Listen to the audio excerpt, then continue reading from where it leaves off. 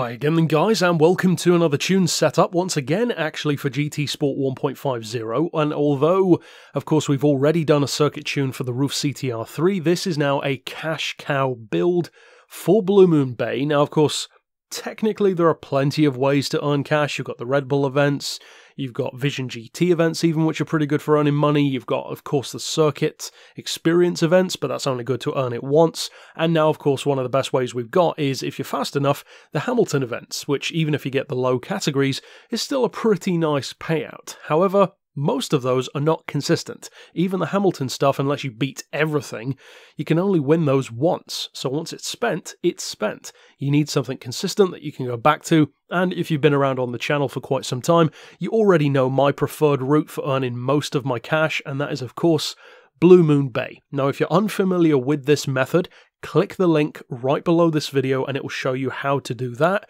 It is a career mode race. It's pretty easy to do. Now, as far as this tune, this is to use the RUF CTR3. Now, again, as any of you who have used these tunes to do that event before will know, this is not the biggest payout you can get. You can run some cars even in N200, most in N300, including myself, like the Ford GT40, earning up around 2 million an hour.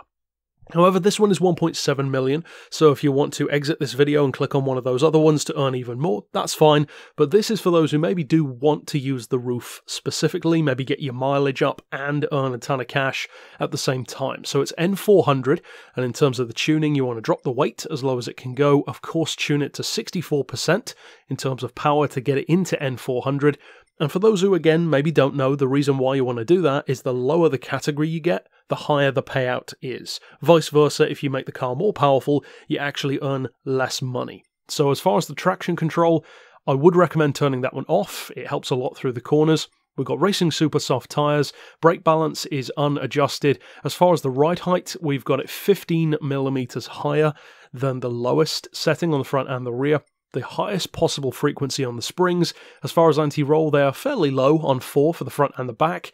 The compression and the rebound on the dampers is as low as it can go. We've got 1.5 degrees of camber on the front, 2.5 on the back, neutral toe, unsurprisingly. The downforce you cannot adjust, and of course you've got the active wing.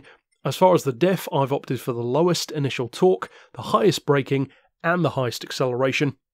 And then as far as finally the gearbox, it's pretty simple. All I've done is change the auto setting. So you want the fully customized transmission. I've just slapped it on 205 miles an hour. Can't recall what that is in kilometers. It might be 330, I think. So then as far as the gears themselves, I actually haven't adjusted those at all, even the final drive, because you don't really need to. You could, but it doesn't make a huge difference to the event. You can still win by 10 seconds anyway, if not more, and it takes about 12 minutes regardless. So what you want to see, of course, is this car in the event against the AI, and also evidence of that payout.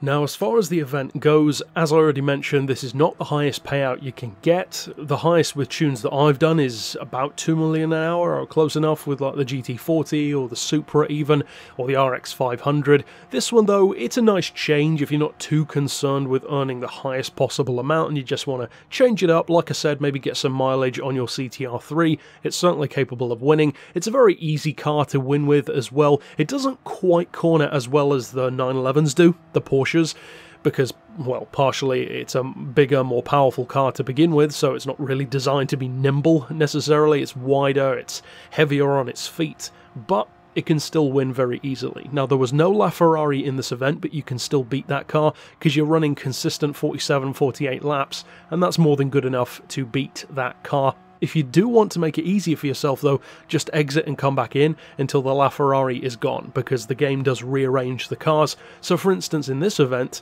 the two quickest cars were the Ferrari F40 and the Aston 177, and it beats those easily. Caught up with them on like lap 9 or something.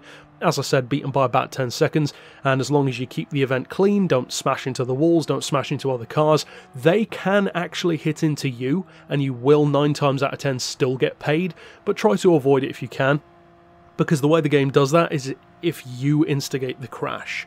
But don't try and mess around with that, you know, the semantics, just avoid the other cars if you can, try to keep it clean, and you will get that cash, and earn about 1.72 million per hour, because it takes 12 minutes, That means you can do it 5 times within an hour, and of course there's a couple of seconds to go through the menu, but it doesn't take that long. So overall, if you do decide to use it, I hope you have a ton of fun with it, and of course, as I said, check out those other tunes that I've done on this same event to earn even more cash. But overall, that's it for this tune.